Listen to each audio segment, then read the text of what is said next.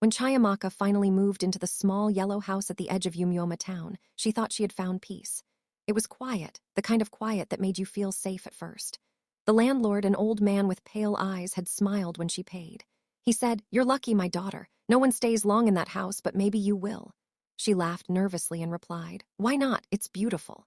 He only nodded, his eyes empty, and said, "Just don't play music after midnight. The walls don't like it." Chayamaka had thought it was a joke. That first night, she unpacked her bags, humming softly as the rain began to fall.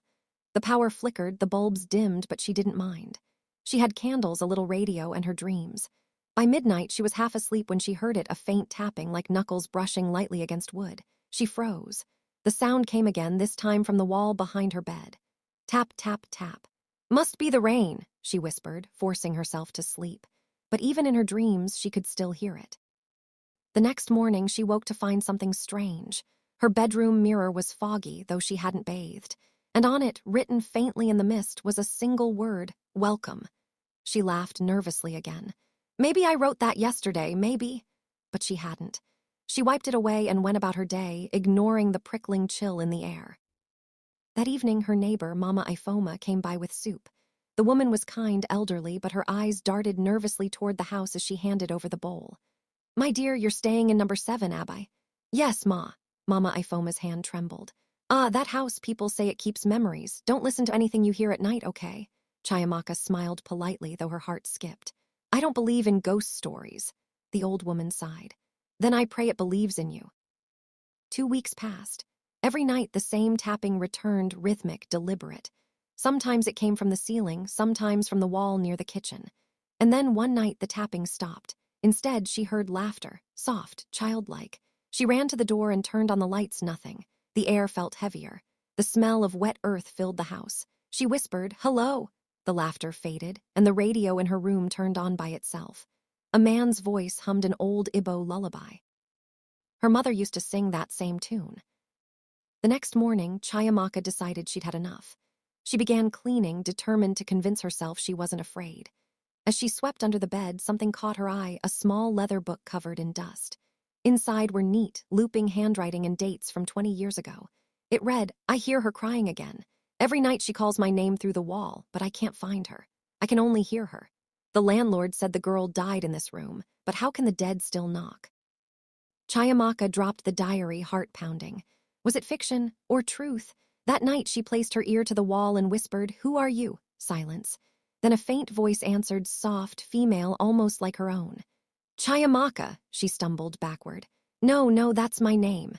The voice laughed, the same childlike sound from before, and whispered, "Welcome home." She barely slept that night. The next day she decided to confront the landlord, but when she reached his compound, his daughter told her he had died just a week before she moved in. "Papa always talked about that house," the daughter said sadly. "He said it belonged to a girl who died there, a girl named Chayamaka." Chayamaka froze. "What?" The woman nodded slowly. "Yes, same name as you. She was my father's tenant years ago. They found her dead in that house. No one knows how."